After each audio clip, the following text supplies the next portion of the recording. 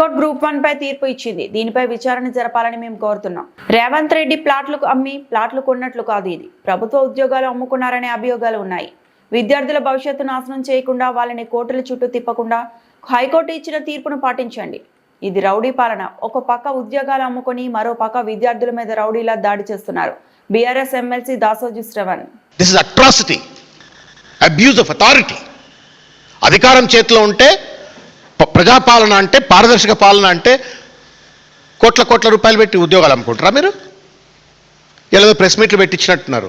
563 ఉద్యోగాలు 563 ఉద్యోగాలు అమ్ముకున్నారని మేము అంటలేము.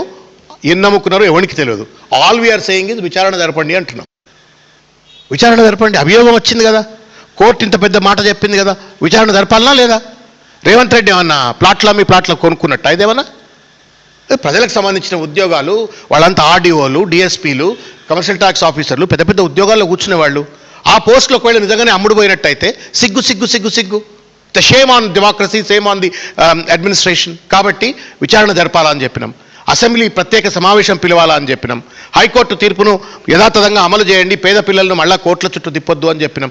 అది నేరమైనట్టుగా ఇవాళ వాళ్లను కొట్టిన తీరు, అరెస్ట్ చేసిన తీరు చూస్తే ఇది ఇక చూడ్రిగా, ఈ పిల్లగాడు ఏం తప్పు చేసిండు ఇక చూడ్రి, ఏం తప్పిది ఇక చూడ్రి, ఏం తప్పిది?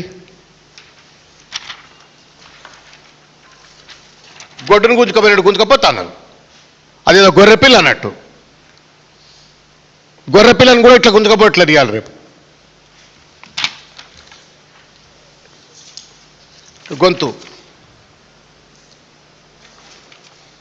మేం తీవ్రంగా ఖండిస్తా ఉన్నాం. ఇది రౌడీ పాలన. ఇది రౌడీ పాలన. This is not democratic government. ఈ రౌడీ పాలనను మేము తీవ్రంగా ఖండిస్తా ఉన్నాము. ఒక పక్కన మీరు పరీక్ష నిర్వహించరాదు,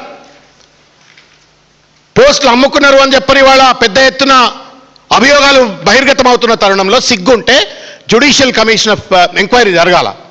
దురదృష్టం ఏంటంటే ఈ రాష్ట్రంలో నా బీజేపీ మాట్లాడు, మిగతా ప్రతిపక్షాలు ఎవరు మాట్లాడతలేరు. మాట్లాడిన విద్యార్థులపైన ఈ రకంగా కేసులేసి వాళ్ళ ఇష్టం వచ్చినట్టుగా వ్యవహరిస్తున్న పరిస్థితి చూస్తూ ఉన్నాం. మరిన్ని అప్డేట్స్ కోసం మా ఛానల్ని సబ్స్క్రైబ్ చేయండి.